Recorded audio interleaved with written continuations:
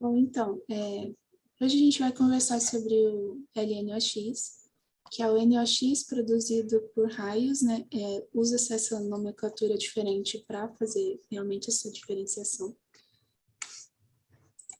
Então, bom, os Bom, NOx... esse L é o Lightning, né? Lightning NOx. É Tá. isso mesmo. Como a gente vai ver, o NOx ele é produzido de outras formas, né? Então, para diferenciar, a gente precisa dar um jeito aqui. Bom, o NOx, ele é o monóxido de nitrogênio e o dióxido de nitrogênio. O que é produzido geralmente é o monóxido de nitrogênio, o dióxido ele é um subproduto ali. Na estratosfera, o monóxido e o dióxido de nitrogênio, eles participam do consumo do ozônio. Então, na estratosfera, a existência desses gases não é ok, porque o ozônio, na estratosfera, ele serve como uma barreira para os filtros de radiação ultravioleta C e parte do ultravioleta D, né? Então, esse consumo de ozônio na estratosfera não é muito legal. E quando o monóxido e dióxido de nitrogênio, eles são produzidos e permanecem na troposfera, eles participam da produção do ozônio, do smog fotoquímico, das reações químicas que causam a chuva ácida, e eles podem causar problemas respiratórios e cardiovasculares. Quando tem uma quantidade muito grande desses gases, você pode ter asfixia. E nas plantas, eles reduzem a permeabilidade das membranas celulares, então isso vai prejudicar as trocas gasosas e também a fotossíntese, então logo atrapalha todo o desenvolvimento dessas plantas. Bom, o NOx ele é produzido naturalmente pela atividade vulcânica, onde o NO, o monóxido e o dióxido de nitrogênio, eles são emitidos na troposfera. Eles também são emitidos na queima natural de biomassa, né, que são as queimadas que ocorrem por raios ou por seca muito grande. E também são emitidos pelas bactérias fixadoras de nitrogênio, que existem nas plantas, né? E por raios. Só que os raios não emitem NOx, eles produzem NOx. Os homens também, a atividade humana, ela também acaba produzindo NOx. A maior parte dessa atividade ela está relacionada à produção e queima de combustíveis fósseis, né? Uma pequena parte dela está relacionada aos jardins e às grãos que nós plantamos, e também à produção de energia. Bom, aqui a gente pode observar, a gente mede, né, a quantidade de NOx pela massa de nitrogênio que existe. Então, aqui a gente pode ver que a primeira fonte, a fonte mais importante que a gente tem de NOx é a queima do combustível fóssil, né, que gera em torno de 28 a 32 teragramas de nitrogênio, de massa de nitrogênio por ano. E a gente vê aqui os raios produzindo entre 1 e 20 teragramas de nitrogênio por ano. Então, como eu disse, o raio não emite NO e nem NO2, ele produz. Então, a gente tem a nossa atmosfera formada por N2, que é a molécula de nitrogênio. Só um minuto.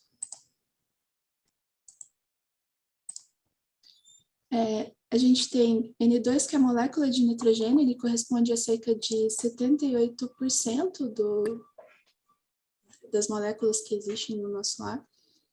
A molécula de O2 é 21% da composição do ar, e o argônio e uns compostos carbônicos e vapor d'água, eles correspondem a 1%.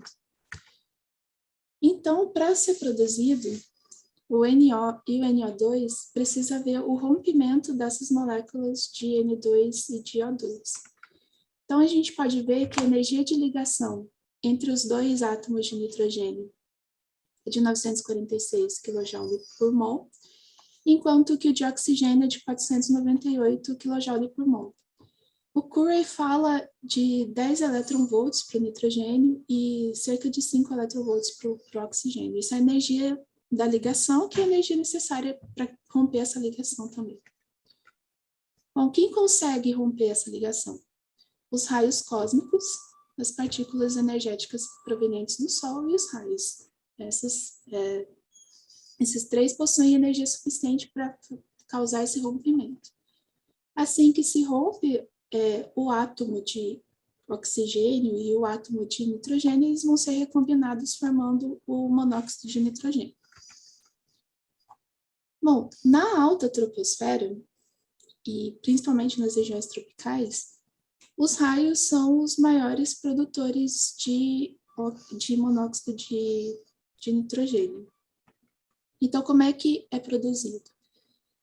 Eu achei essas informações no livro do Curry, no livro mais recente do Curry. Então, ele fala que o NOx produzido por raios, ele pode ser produzido tanto por impacto com elétrons, né, nas descargas frias, ou tanto pelo efeito térmico. Bom, de acordo com o que se sabe sobre os raios, o Curry ele estabelece essa relação aqui entre a produção pela avalanche de elétrons, né? Então, esse gráfico ele representa a produção de de monóxido de nitrogênio de acordo com em função de campo elétrico e de pressão. E para os streamers, ele faz uma breve dedução do quanto de monóxido de nitrogênio pode ser produzido por streamers, né? Então, ele considera o número de íons na extremidade do streamer e a unidade de comprimento do caminho percorrido por esse streamer. Então, a produção ele vai ser o produto dessas duas grandezas aqui que a gente estabeleceu. E um streamer ele pode gerar de aproximadamente 5 vezes 10 a 11 moléculas de NOx por metro que eles propagam. Já pelo efeito térmico, a gente tem que... é um pouquinho mais complicado, né? Então, a descarga, quando ocorre uma descarga de retorno, o ar ali no canal ele é aquecido a 25.000 kelvins. Com essa energia térmica, quase todas as moléculas de N2 e O2 são quebradas, né? E o N2 ele vai ser produzido à medida que esse canal vai resfriando. Então, aqui a gente tem a reação de produção do monóxido de nitrogênio. Então, a gente tem o átomo de oxigênio, né, que já foi quebrado a molécula de oxigênio, agora a gente só tem um átomo de oxigênio, e também relacionado a um átomo de nitrogênio. Quando você tem a produção do monóxido de nitrogênio, a gente pode ver que um átomo de oxigênio ele fica solitário aqui. Esse átomo ele pode se combinar com uma molécula de O2 formando o ozônio. Então, a formação do ozônio ele parte daqui. E aqui a gente tem a reação de consumo do monóxido de nitrogênio. Como eu falei, né, o dióxido de nitrogênio ele é um subproduto, né? Então, ele vai surgir da reação entre o monóxido de nitrogênio e o ozônio, que foi produzido anteriormente, formando o dióxido de nitrogênio. Só que essa molécula de dióxido de nitrogênio ela pode ser quebrada muito facilmente e formar o ozônio novamente. Então, aqui tem a equação da formação de ozônio, através desse oxigênio aqui que foi quebrado devido à energia. E esse M é um átomo de qualquer outra coisa que está envolvido na reação.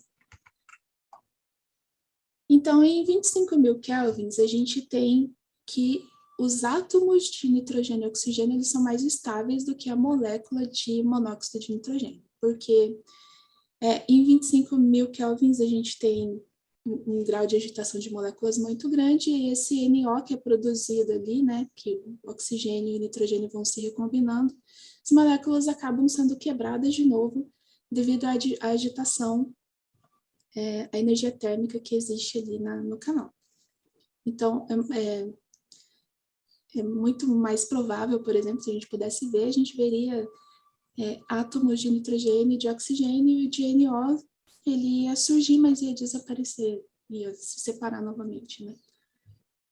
Então, como aqui é meio caótico em 25.000 kelvins, né? Eu falei anteriormente que o monóxido de nitrogênio ele é produzido depois do resfriamento do canal, então a gente tem que o pico da quantidade de monóxido de nitrogênio é em 4.000 kelvins. Por quê, né? Na natureza, a gente tem um equilíbrio, a gente vai ter um equilíbrio também em relação às reações químicas. Então, à medida que um NO é produzido, ele vai ser consumido, e aí no final a gente teria 0 NOs, né? Então, aqui a gente tem um tempo de consumo, da reação de consumo desse NO. Então, numa temperatura de 4.000 kelvins, o monóxido de nitrogênio ele levaria alguns microsegundos para ser consumido. Todo o monóxido que foi produzido, ele seria consumido em microsegundos.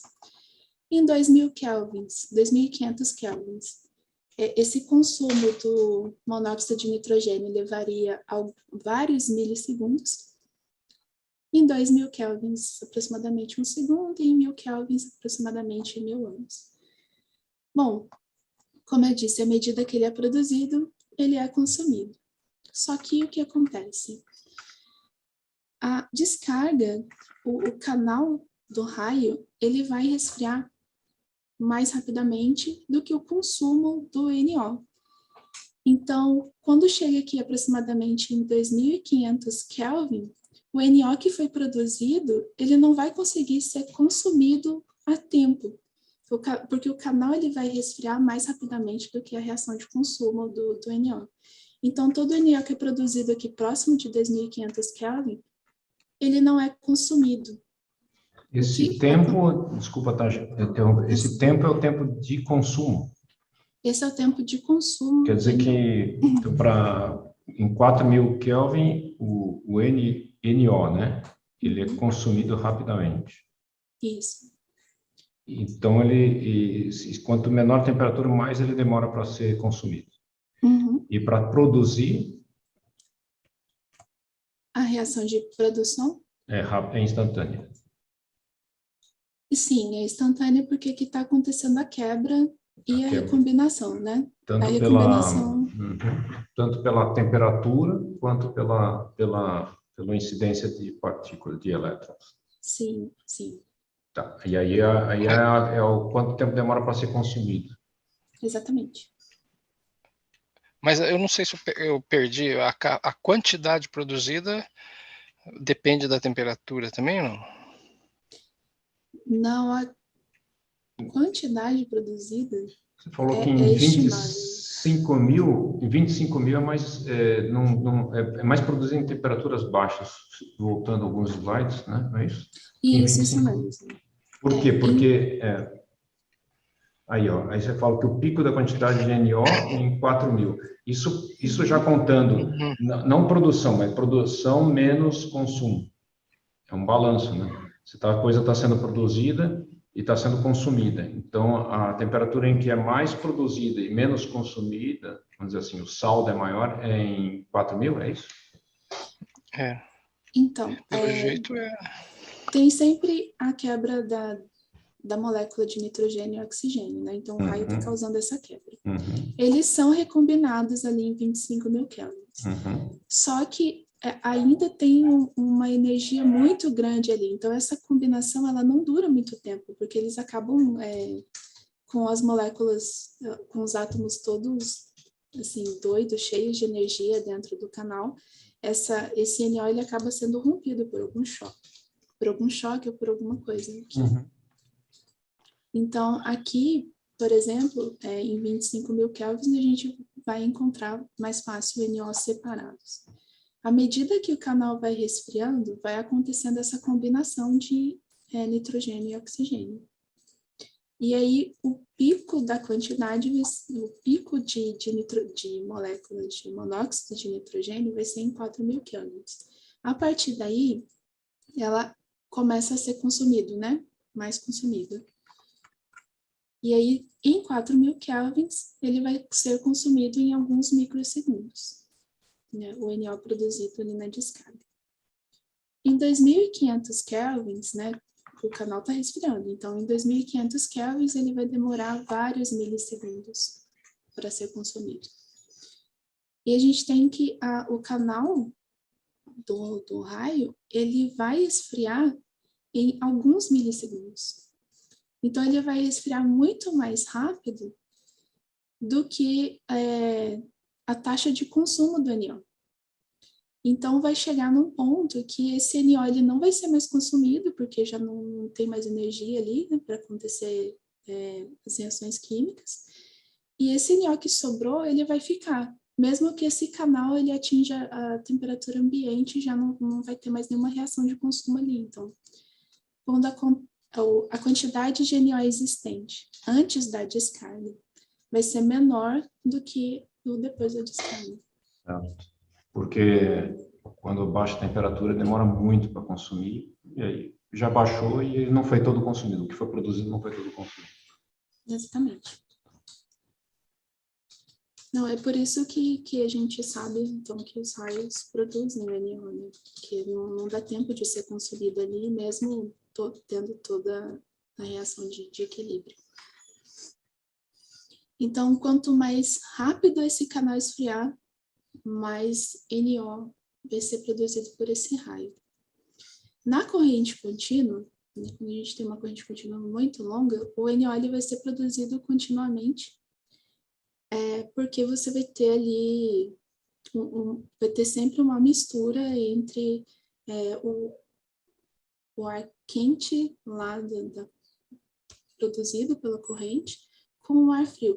Então, essa mistura ela sempre vai acontecer.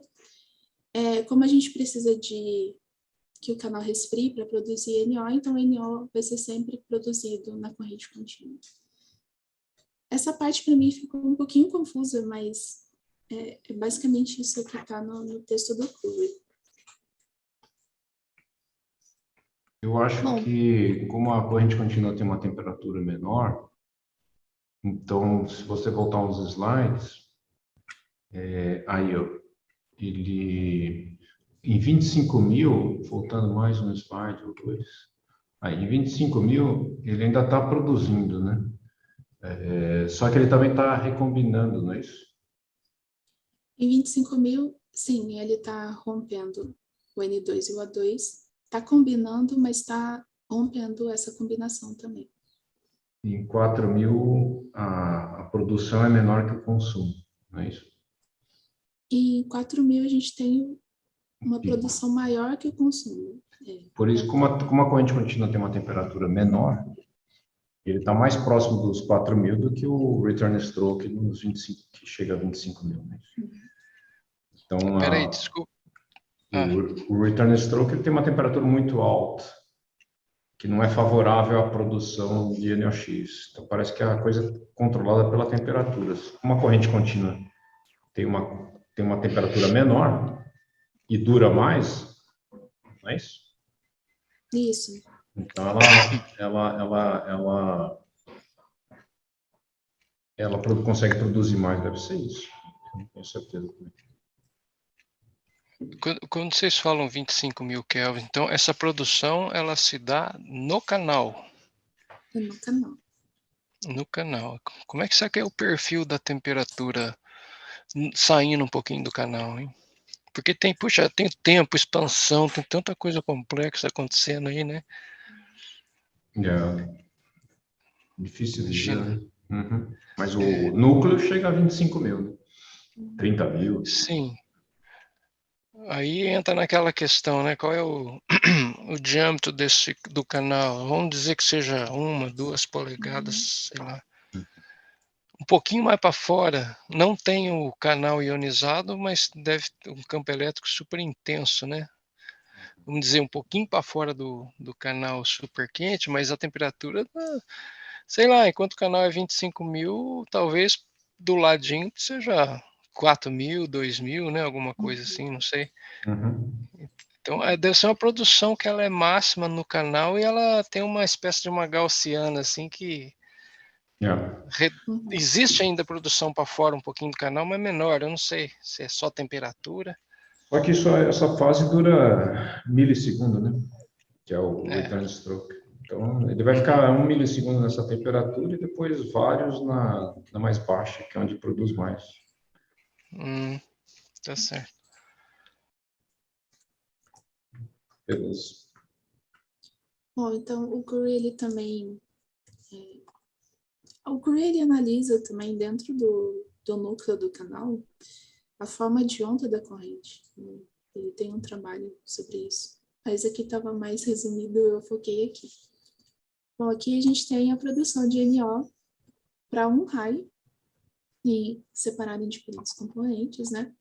Então, aqui a gente pode ver que essa quantidade de moléculas está relacionada à carga neutralizada e ao comprimento horizontal do canal. O Curie, ele acredita muito que o comprimento horizontal do canal, ele é relevante, ele é muito relevante na produção do NOx, principalmente, bom, mais para frente a gente vai ver melhor. Então, aqui na curva A, a gente tem a produção total por um raio. Em B, a gente tem a produção por streamers, né, que a gente deduziu lá na formulazinha, que é essa curva aqui abaixo. Em C, tem a corrente do núcleo do raio, né, aqui em C. Em D, as componentes N e as descargas K. Em E, a corrente contínua, e em F, o return stroke. O que significa o comprimento horizontal? Sabe dizer? Porque seria só a componente horizontal do raio, a vertical não conta? Pois é, mas eu acredito que ele esteja falando do comprimento horizontal por causa da altitude.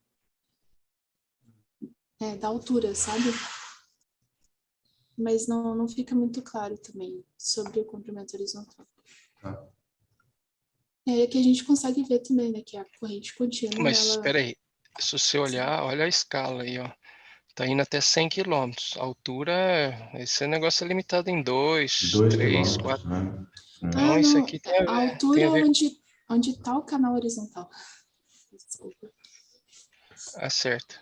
Tá. Ou seja, porque o Saba perguntou se o comprimento vertical não tinha relevância, mas é desprezível. muito pequeno. É desprezível por ser muito mais curto que o comprimento horizontal, né? Sim, agora deu para entender. Então, qual que é o capítulo do Curie, Introduction to Lightning, que é o que você pegou? Esse aí, capítulo 19. 19. Tá. Legal. Então, você vê que o return stroke contribui pouco, né? Talvez pela temperatura e pela duração. Talvez. Sim. E as correntes contínuas, né? As etapas do raio que duram mais, ou as frias, elas produzem mais. Legal. Bom, e aqui a gente tem também a produção anual de NOx, né, por carga neutralizada e por comprimento horizontal do canal.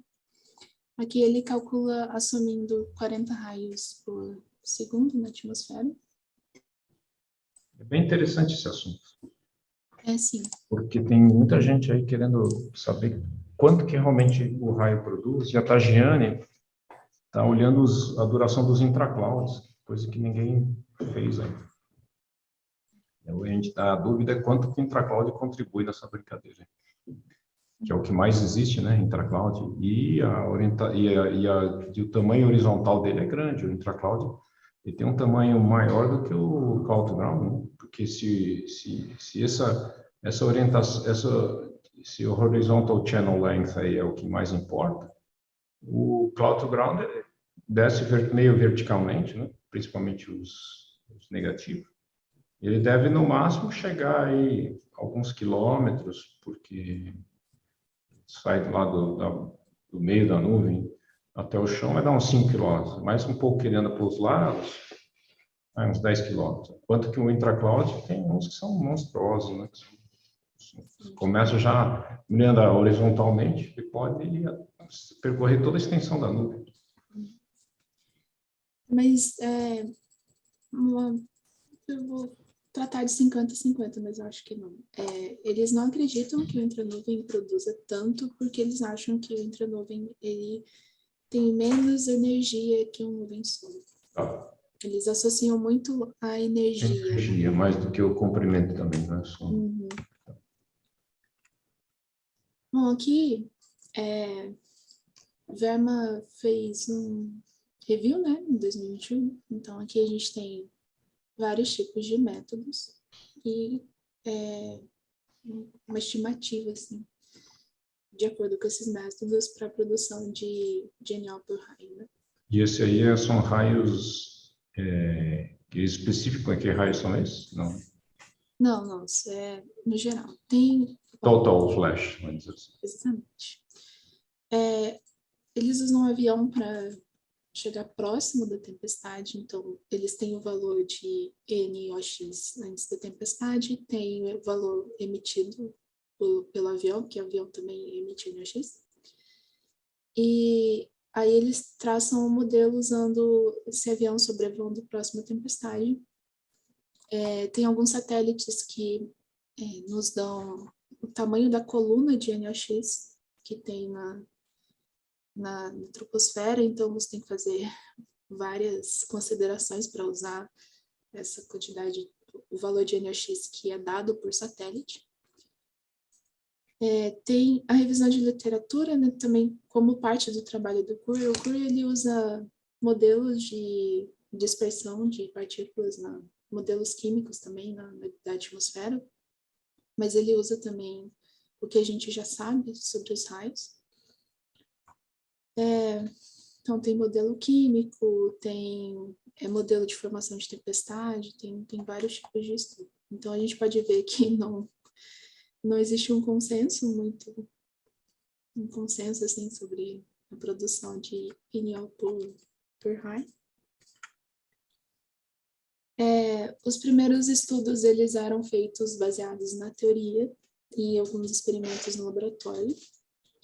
Então, eles acham o valor por raio e eles extrapolam esse valor para uma produção global, sem considerar o tipo de tempestade, sem considerar muita coisa, né? Só considera o valor de um raio.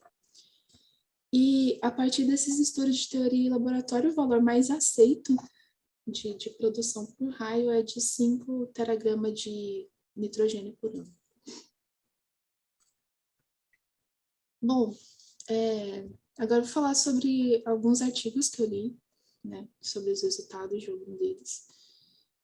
Como eu falei, o Curry, ele estuda bastante isso. O Curry também foi o único que tentou explicar os processos lá no livro dele. Foi onde eu consegui entender como o NOx estava sendo produzido e não só as outras implicações. Então, ele usou esse tal de Mongoose, que é um modelo de difusão das partículas na troposfera.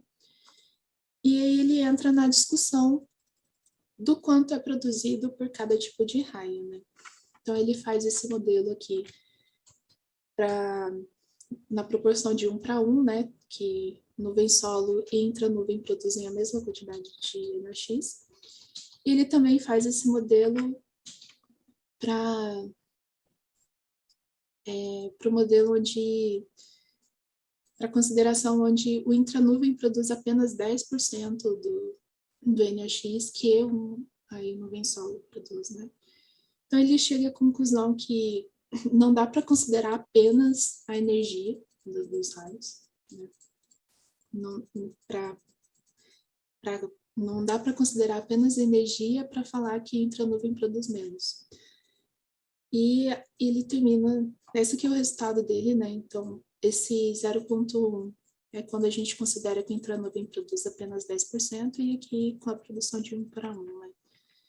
a gente vê que ele conclui que só olhar a energia não é suficiente, né, para falar que isso aqui está certo, que a produção de 10% do intranuvem está certo, né, e que a gente não conhece todos os processos que estão envolvidos na produção do NOx ainda. O Menuti, ele usou esse Chimere, que é um modelo para transporte químico na atmosfera. Ele estudou 2 meses o norte da África e o sul da Europa, na época de monções, na época de tempestade, e ele achou essa diferença, né, produção de 10 partes por bilhão de ozônio, né, nesses 2 meses, e que ocorre mais em baixas latitudes. E ele também encontrou um aumento de 0,5 partes por bilhão de NOx também depois das tempestades. O Watt et al. Ele usa várias simulações para entender como é que é essa coluna de NOx na troposfera. E ele rebate o que é muito usado, que é o Pickering. Eu não li esse artigo ainda, mas ele é muito citado, que ele mostra essa forma em C aqui, com uma alta produção de massa de nitrogênio aqui perto da superfície, enquanto o Ott, nos modelos dele, ele encontra que a produção perto da superfície é muito pequena e que ela acontece mais na alta troposfera e na média troposfera. Então, ele rebate, né, que não dá para considerar que o intranuvem produz apenas 10% do que o nuvem solo produz. Ele faz 5 simulações usando aqueles modelos que ele cita aqui no gráfico. E nessas 5 simulações, ele acha que a produção é perto de 1, é 0,9, a relação de produção entre intranuvem e nuvem solo. E quando ele observa na média e na alta troposfera, ele vê que a produção de NOx por raios ele se sobressai. Bom, para melhor quantificar a produção de NOx, a gente ainda precisa entender como esses raios acontecem, como é essa tempestade, e porque a gente também não entende realmente quais são os processos ali do raio que está envolvido na produção do NO. Então, todos os trabalhos que eu li não tem consenso na quantidade de NO produzido. E também não tem consenso sobre quem produz mais, ou se eles produzem o equivalente, enfim. Mas tem trabalhos nas 2 vertentes, né, que a produção é equivalente, independente do tipo do raio. E tem trabalhos ali que estão defendendo que o nuvem solo produz mais, e devido à descarga de retorno e energia e tudo isso. Essa produz mais ou produz menos por unidade de raio ou considerando todos os raios que existem no planeta? Por raio. Eles sempre calculam por raio. Por raio. Então, quer dizer, vamos dizer assim, eles podem chegar à conclusão de que IC produz menos NOx do que o CG, né? Que o intracloud produz menos que o cloud to ground, certo? Mas aí eles têm que considerar quem que existe mais, porque se existe muito mais IC do que CG, então uma coisa compensa a outra, né? Isso eles não discutem, só estão discutindo quanto produz por unidade, por cada raio que existe. Tem algumas falhas, né? Por exemplo, o Kochak, ele faz um estudo baseado em satélite. E ali naquele estudo ele não consegue distinguir bem o intranuvem. Ele fala isso, só que o nuvem solo produz mais NO nesses estudos. Então tem muitas falhas assim, em considerações. Tem considerações que não tem nem certeza se está relacionada à produção de NOx ou não. Mas tem sempre essas pessoas. Por exemplo, o Lapierre, nos estudos dele, ele analisa o perfil vertical dos NOx que existem na atmosfera, e analisa determinadas tempestades, e disso ele tira, por exemplo, que o CG ele realmente produz mais do que o IC. Depende do estudo e do tipo de instrumentação que esse estudo está usando, que eles fazem essas afirmações. Bom, então aí a gente precisa entender porque, bom, com as mudanças climáticas, a gente vai ter maior quantidade de evento extremo, então provavelmente teria uma maior incidência de raios.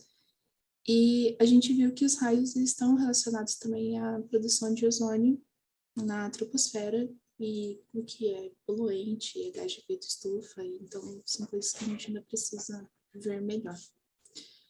E é isso que eu vi até agora. Eu ainda tenho muito artigo para ler.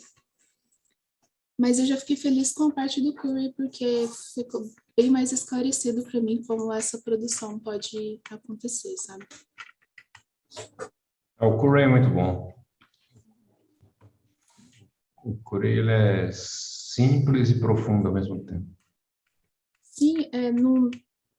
Sim, raio produz NOx, mas não tinha uma explicação para esses processos, sabe? Interessante.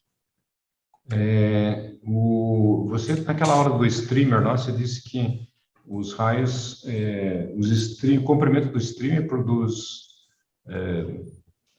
NOx, né? Então, eles medem por comprimento mas, então, você tem 2 unidade metros... percorrida. Por unidade de percorrida ou por unidade pelo comprimento do próprio streamer? Por comprimento do caminho percorrido. Então, aí depende, então não é só o streamer, ele produz o impacto, e depois o canal produz com temperaturas. Então, tem dois modos de produção. Sim. O impacto vai ser... Quem que produz mais, você sabe? Se é a temperatura ou o streamer, ou a propagação do streamer, você sabe dizer? Ele chega a comentar. Não, eu tenho ele aqui, deixa eu mostrar.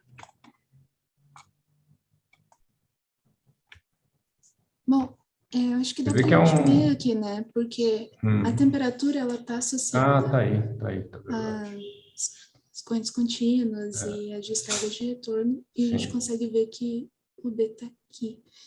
Ele só não produz mais que a corrente, né, no core, no núcleo do líder, né? As correntes do núcleo do líder produzem mais do que os streamers, que é B. O D seria M components e K changes.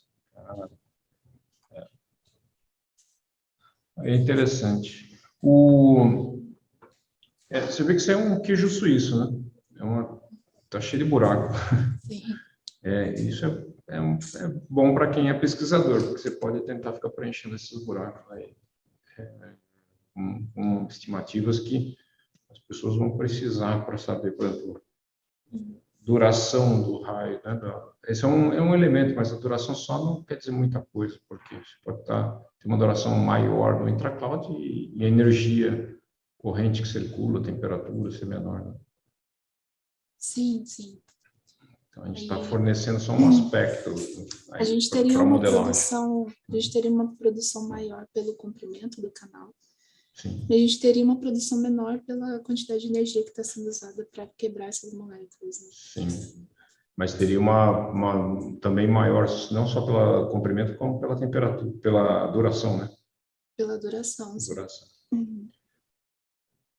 Interessante.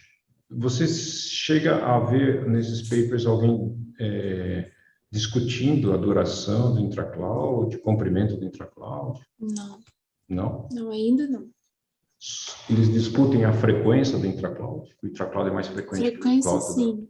Isso sim. Tá, mas eles ainda chegam Mas, assim, existe quase 2 times de futebol, assim, num jogo, sabe?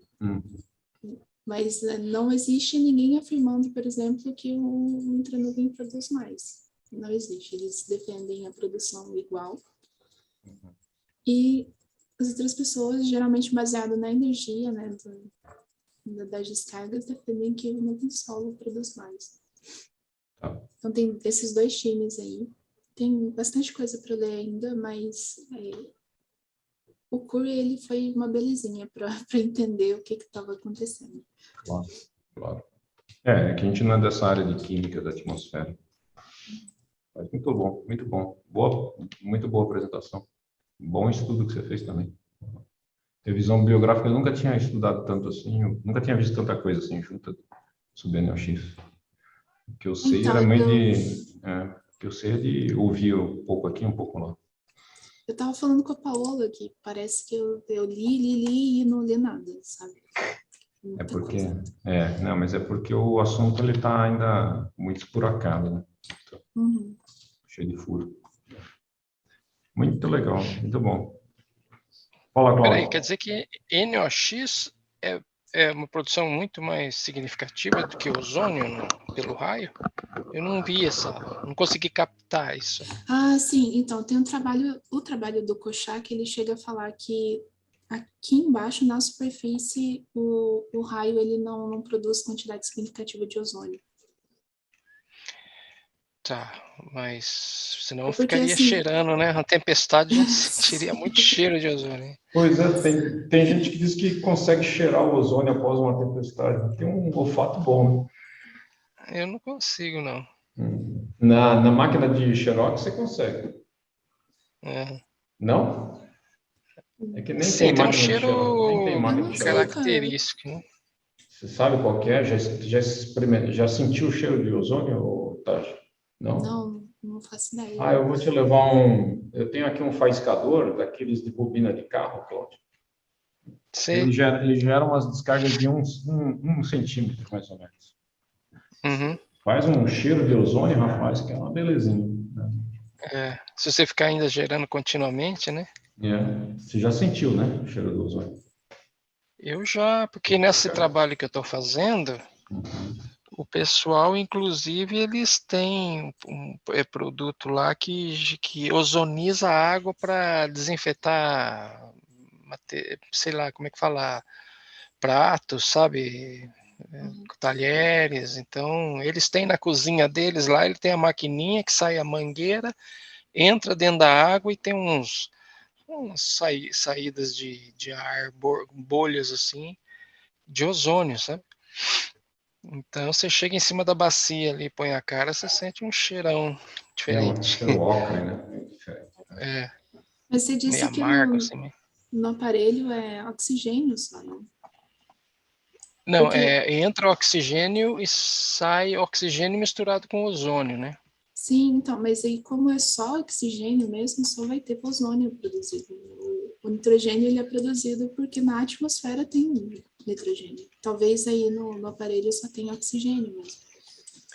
Então, nesse aparelho, quando é para uso, como é que fala, médico, usado em clínica ou em hospital para fazer algum tratamento, parece que existem tratamentos que a pessoa joga ozônio em cima da ferida ou queimadura, essas coisas, porque isso ajuda a, sei lá, reativar as células, essas coisas, sei lá o quê. Acho que é que nem Essa parte eu não entendi. Água oxigenada, acho que é isso.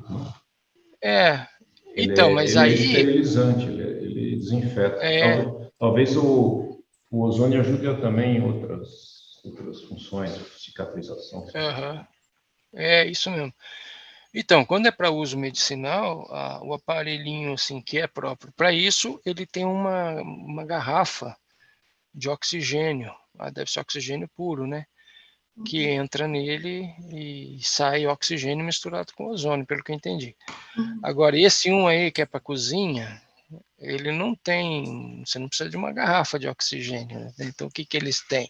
É uma bombinha que puxa o ar normal mesmo, sabe? O ar ambiente. Então, deve sair outras coisas também.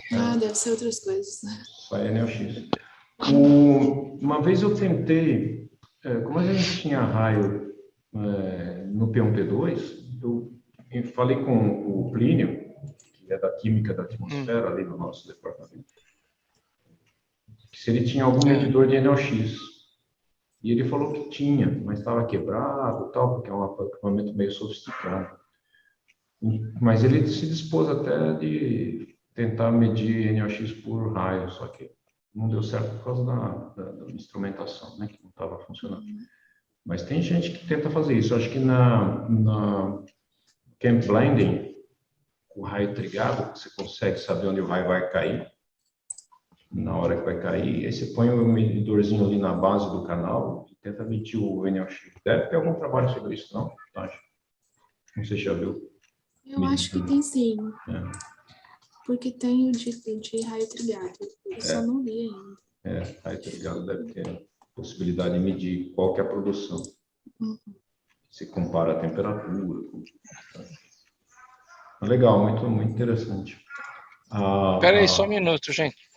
Deixa eu atender aqui, peraí. Pode continuar. A